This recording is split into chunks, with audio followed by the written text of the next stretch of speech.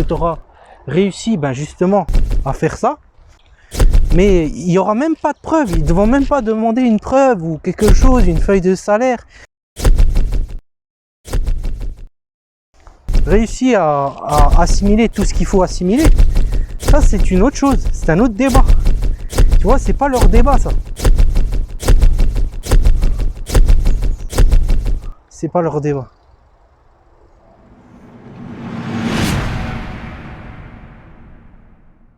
Aujourd'hui, on va parler de quoi? On va parler de ce qui me rend triste. Ce qui me rend triste par rapport à ceux qui apprennent le développement et ce qui me rend triste en fait par rapport à l'apprentissage, par rapport à ce que les gens ne savent pas. Et donc du coup, dans cette vidéo, on va essayer d'y répondre et de répondre à cette question.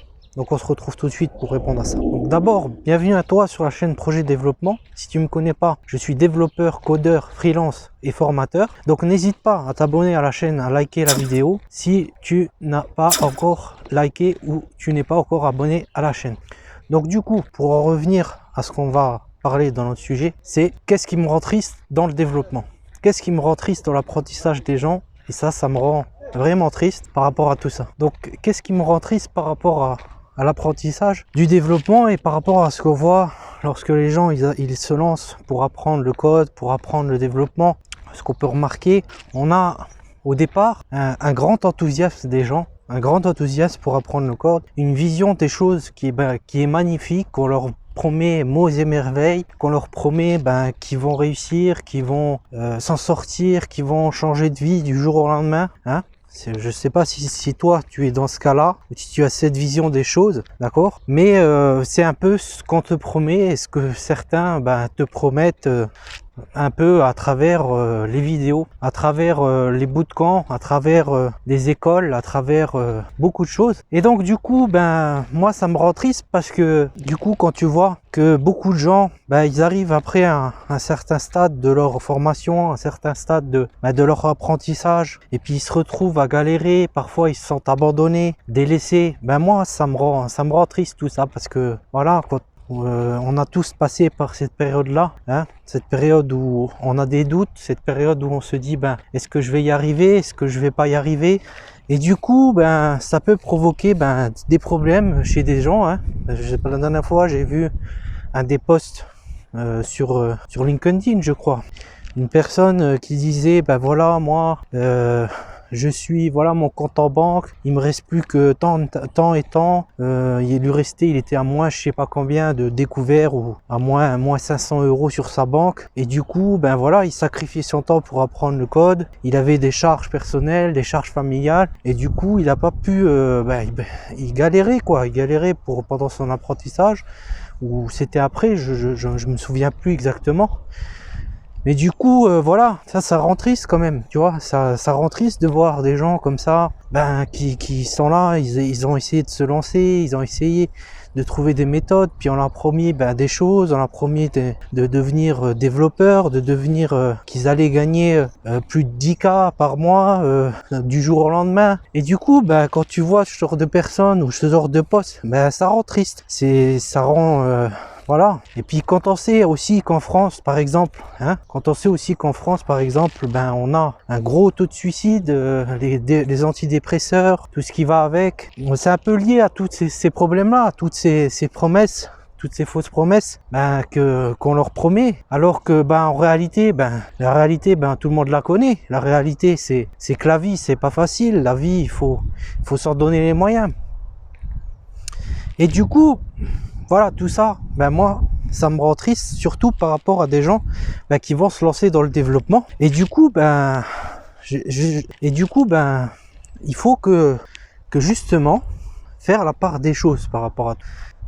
C'est-à-dire que quand tu es dans ton apprentissage, moi, ce qui me rend aussi triste par rapport à tout ça, c'est que les gens, ils arrivent à un certain moment, ils ont cet enthousiasme, cette envie de quelque chose de nouveau, cette envie de se lancer et tout ça. Et au final, ils n'ont pas vraiment compris une chose. Ils n'ont pas vraiment compris une chose quand même qui est quand même importante, hein, par rapport à tout ça. Une chose qui est primordiale, c'est que si eux n'ont pas à l'esprit que les choses ne vont pas se faire du jour au lendemain, que les choses ils vont pas changer et que c'est eux qui doivent prendre leur vie en main, et ben alors ils n'auront pas compris que ben, c'est pas les autres qui vont leur donner. Et ça aussi, ça me rend triste.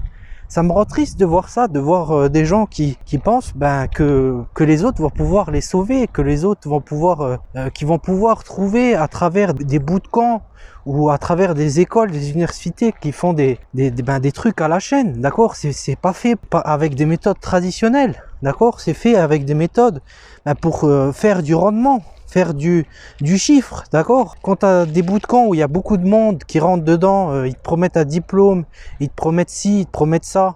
Pareil pour les écoles, on te promet un diplôme, on te promet ci, on te promet ça, mais c'est des usines, d'accord? C'est des usines et derrière, ben oui, pour eux, tu n'es qu'un chiffre, d'accord? Tu n'es qu'un chiffre. Et le but, eux, c'est de faire de l'argent. Leur modèle économique, c'est basé sur de l'argent.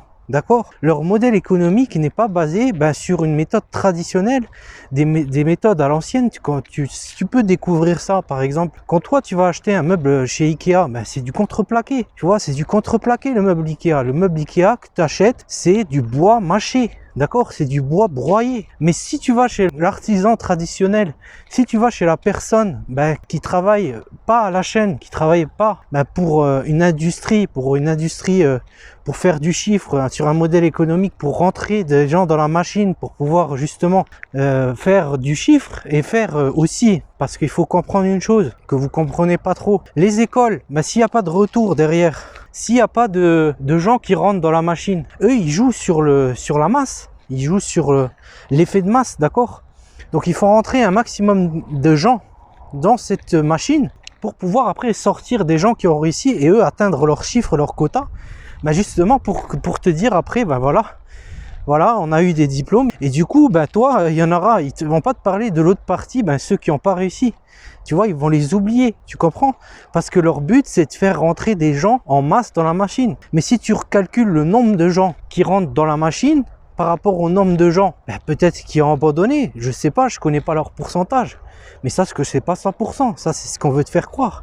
Ils veulent te dire, ouais, il y a 100% de gens qui ont réussi, mais combien ils ont abandonné avant, d'accord? Oui, 100% ont réussi à la fin du diplôme, quand ils sont arrivés à la fin, d'accord? C'est pareil pour l'école d'ingénieur, c'est quand ils sont arrivés à la fin, mais combien ont abandonné? Combien sont passés et ça me rend triste. Ça me rend triste de voir ça. Ça me rend malade, d'accord? Et du coup, voilà, moi je préfère être clair par rapport à ça et te dire, voilà mon avis, mon point de vue dessus. Parce que on voit trop de gens, ils font confiance des gens qui ont des diplômes. Mais moi, par exemple, je vais te dire, jamais personne, quand on m'a demandé une mission, ou quand on m'a demandé de venir travailler quelque part, ou quand on m'a demandé de faire un test technique, on m'a demandé mon diplôme. Personne te demande un diplôme, d'accord? Tout ce qu'ils veulent savoir, c'est tu sais. Est-ce que tu sais? D'accord? Est-ce que tu sais?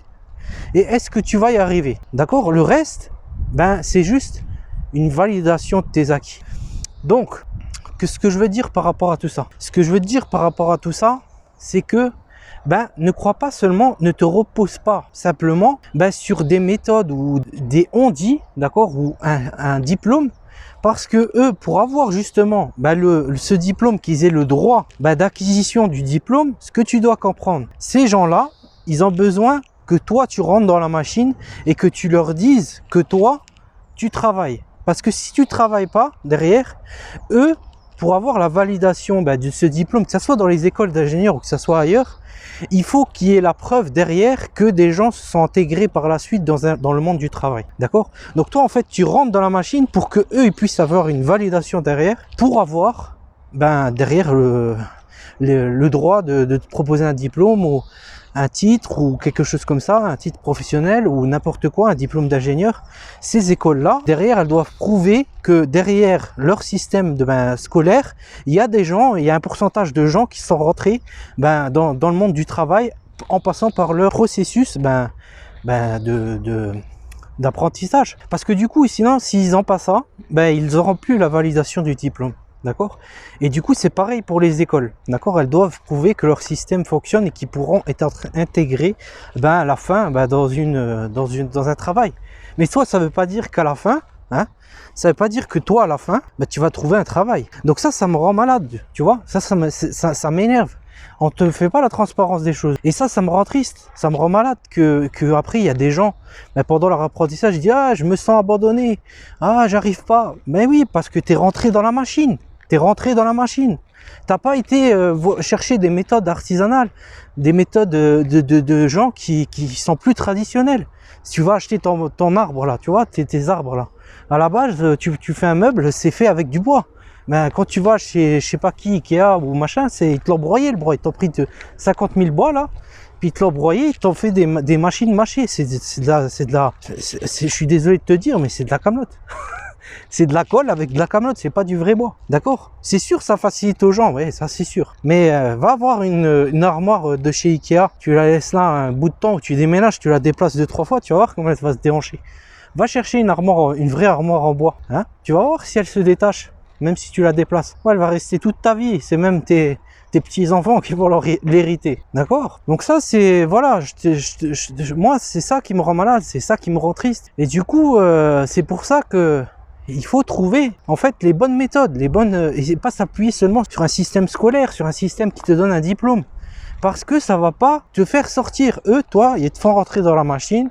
Une fois que tu es rentré dans la machine, eh ben ils vont te dire bye bye. Tout ce qu'ils vont te demander après, c'est oui, au bout d'un certain temps, voilà, est-ce que vous avez trouvé du travail pour rentrer dans leur quota et pouvoir avoir la validation et te mettre dans un quota comme quoi, oui, toi t'es sorti, t'as trouvé un travail. Mais il y aura même pas de preuve, ils ne vont même pas demander une preuve ou quelque chose, une feuille de salaire. C'est-à-dire, tu rentres dans le même système où, ben, c'est la réputation et la masse comme elle rentre dedans, ben, c'est ce qui fait la réputation de l'école. Mais au final, toi, est-ce que tu auras réussi ben justement à faire ça, réussi à assimiler tout ce qu'il faut assimiler?